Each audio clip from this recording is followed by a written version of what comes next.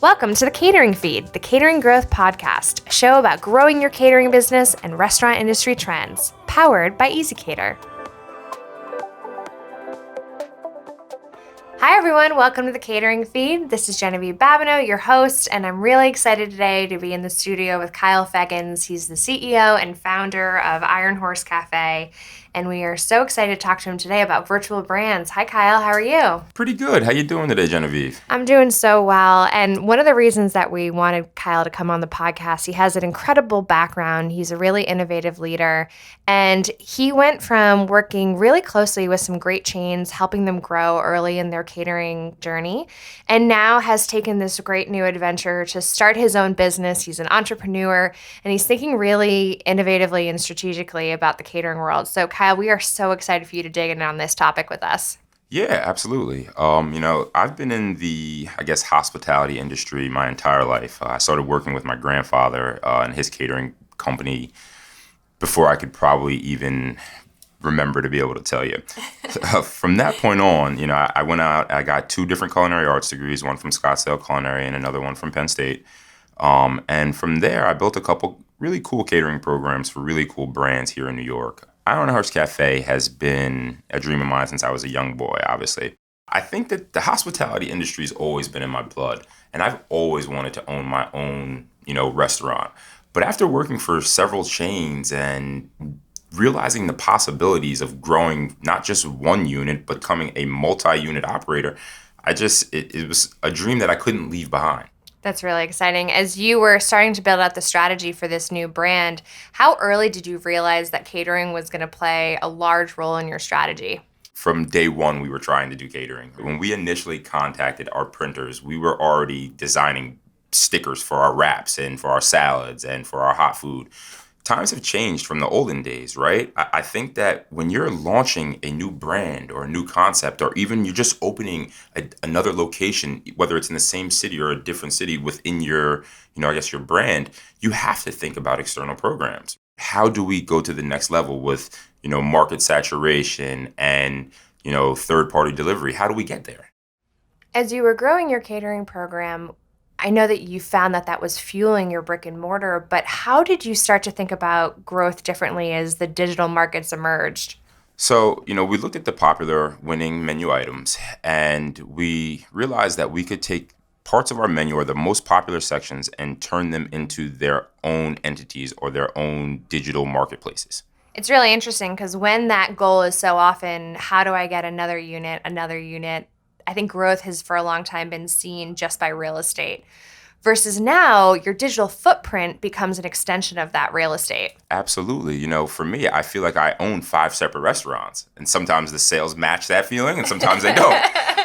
But it's funny, when I look at each menu or when I look at each entity, they are their own separate brand. My smoothie bar is different than my salad restaurant, which is different than my burger restaurant, which is different than my main brand, Iron Horse Cafe. Do you think that having virtual brands or restaurants allows you to address certain day part concerns? Is that something that you would recommend leaders think about, where their saturation is, where they potentially could use additional lift, and consider virtual restaurants as a way to offset that? Jen, I honestly think that was the main concern or main focal point of us moving forward with our virtual restaurants. Super popular menu items was a big factor as well, but there are different serving times or different periods of the day where you're lacking in sales.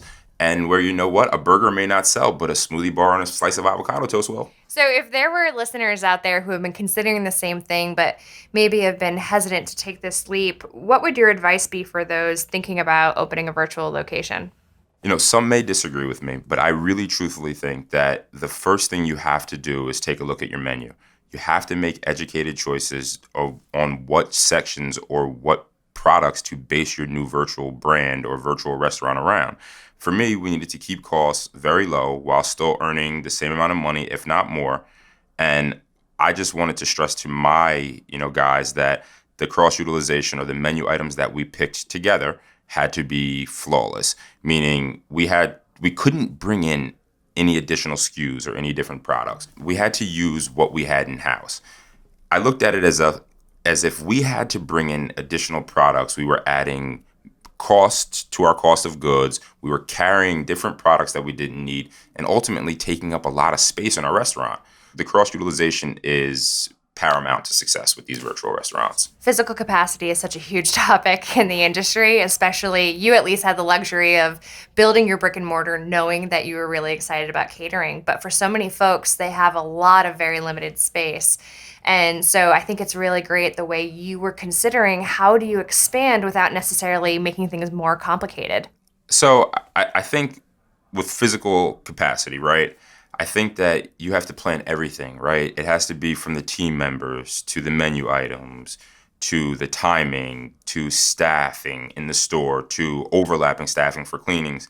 I think you have to think about the workflow more than anything, right? So, for example, in the past, what I've done is I had a 5-person team that operated the actual restaurant, right? That same 5-person team, rather than coming to work at 6, started to come to work at 5.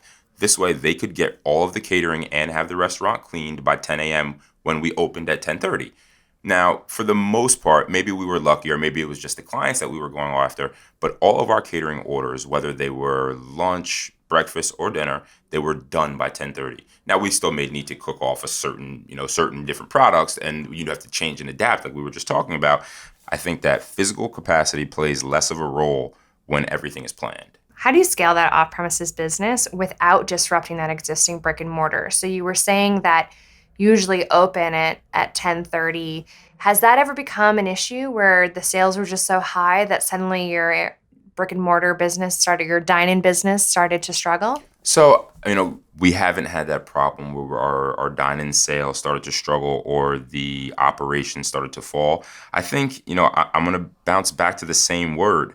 It's planning. The workflow has to be flawless. Timing is key. Knowing your staff and finding employees that'll push the boundaries with you is key. I think that the staff has to own everything that you try to do in your restaurant because ultimately they're the driving force behind your success. My dad used to always say proper prior planning prevents piss poor performance. Wow, I like that. It's good, the 7 Ps. And I keep hearing you talk about planning and analyzing the data and really investing in staffing. And I think sometimes people want to grow, but it is a big leap to take that investment in additional staffing or pump up your labor so that you can still serve that same experience. Absolutely. But you know what? I think that too often operators are scared of the dark. They don't know what lies ahead. And too often they think that they have to pick one or the other. It's either we're going to do in-store sales and focus really hard on in-store sales and forget catering, or we're going to do catering and whatever happens, happens. Sometimes I guess that could be the right approach for certain people, but for me, it's not. I think that from day one, you have to know that you're going to A, need external programs, and B, you want to reach the masses from day one. You want people to say, wow, their delivery program or their catering program was so good. I have to go check out the inside of the restaurant and see what's going on. I need to see the ambiance and I need to see whatever the show or whatever story that particular restaurant is telling. Iron Horse is the core brand under this masterpiece umbrella that you're creating. Yes, it is. Yes, How it is. How have you seen growth occur since you started to expand Iron Horse's presence on the internet? So sales have tripled, actually. And again, I want to remind you, these are coming from separate entities, right? We may be using the same existing product and we may be just cross-utilizing our base menu or our foundation menu. Brick and mortar is here to stay, right? So I think a really easy way to increase sales, or maybe not even increase sales, maybe just track and test different methods, is to use these virtual marketplaces. It seems like your initial advice is that operators should look at their current menu offering, see what's performing really well, and consider elevating that to its own brand. Once you find success doing that with your current offering, what would your advice be if people are looking to test and track new menu offerings? So I think seasonality is really huge, right?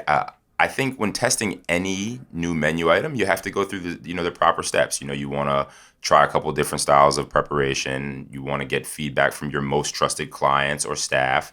I think you treat it as any new menu offering, right? You don't change or shortchange anything just because it's a virtual restaurant and all the costs aren't there. You just want to reap all the benefits. As you're thinking not just about your own workflow and your own partnerships, but starting to put your product and brand in the hands of third parties. What are your insights on choosing the right third party to be that great representation of everything that you've worked towards? Anyone who knows me knows that I'm willing to test or try, anything at least one time. I think that without testing something or without actually seeing what the brands offer, unless you know off the bat that something doesn't fit your protocol or your repertoire, I think that you need to kind of see which each third party or delivery, marketplace offers. One can be very different than the other. I think that it's really important to find some unity in them if you're going to operate multiple. You can't have your kitchen receive orders from different, third-party vendors in different ways, meaning if they come over a dashboard, they all need to come over a dashboard. If they come via email, they all need to come via email. And there's got to be some similarity between purchase and packing slips.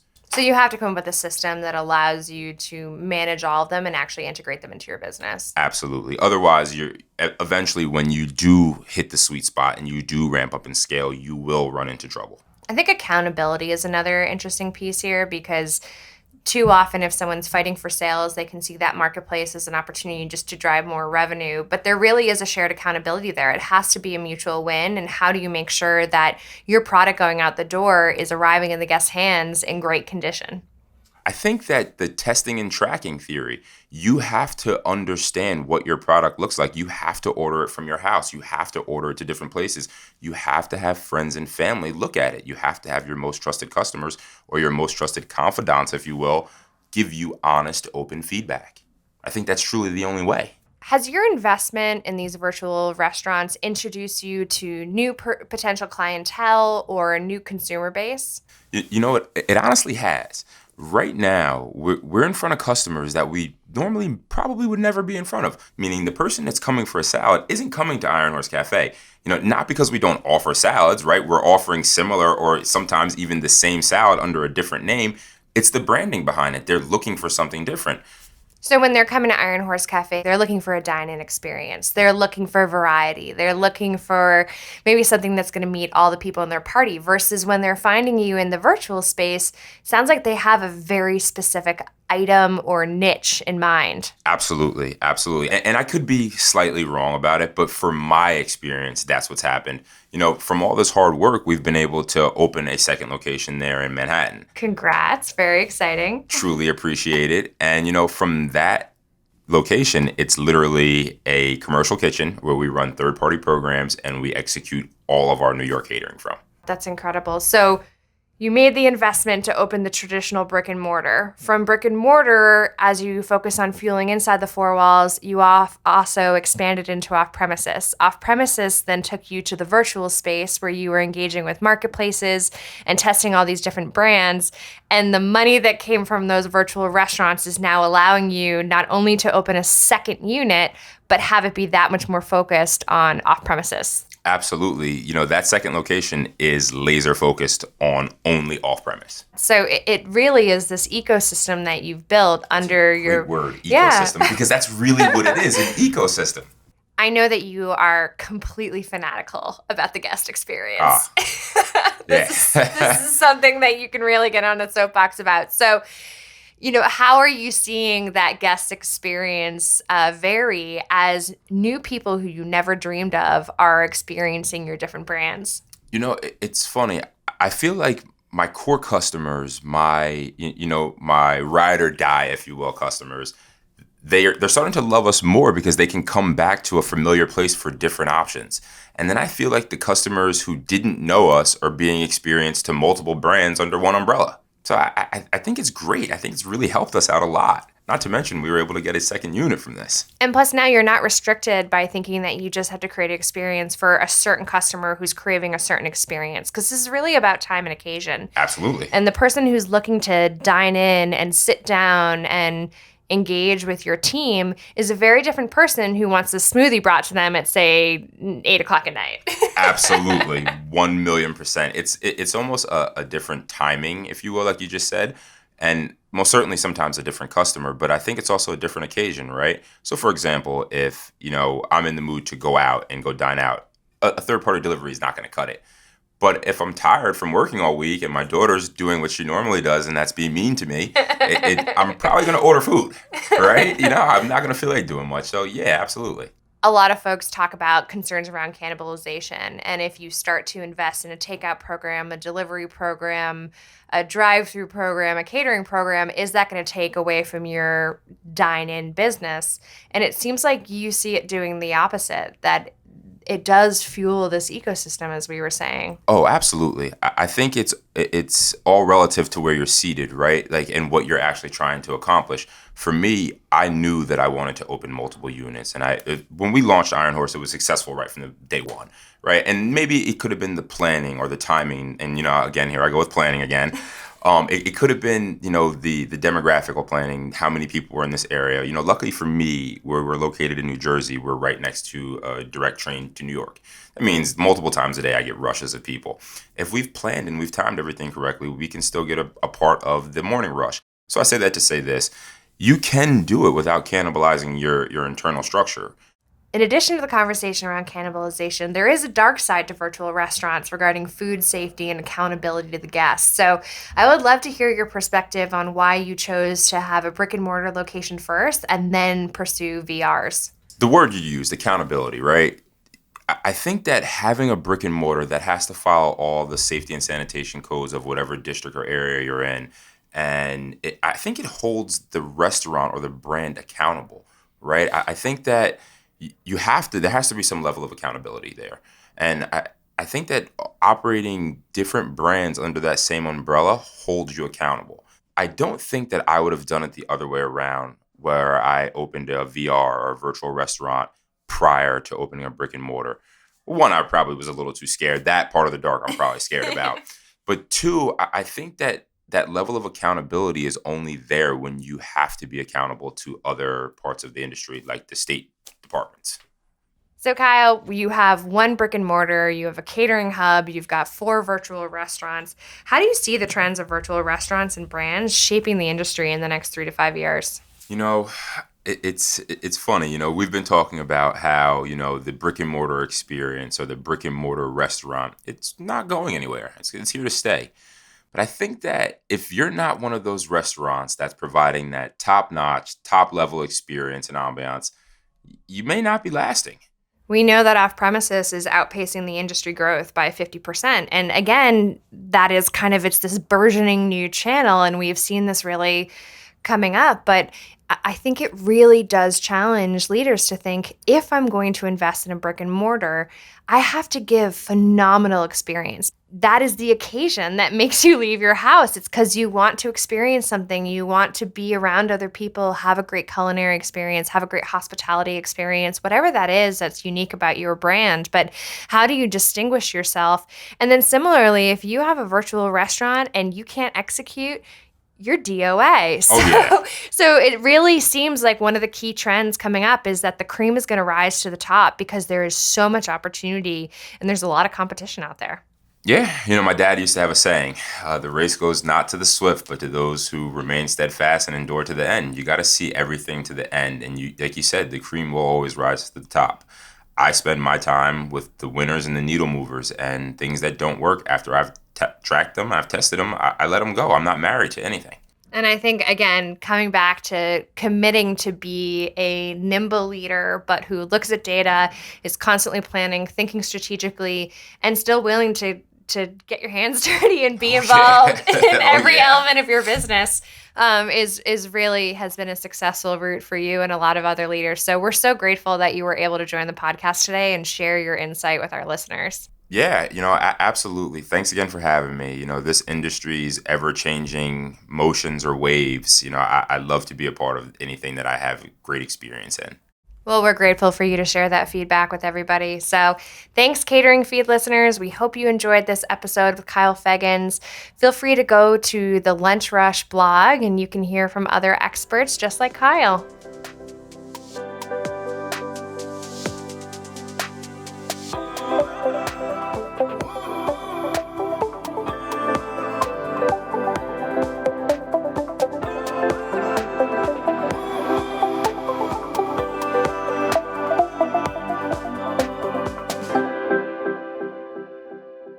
Thanks for listening to the Catering Feed, powered by EasyCater.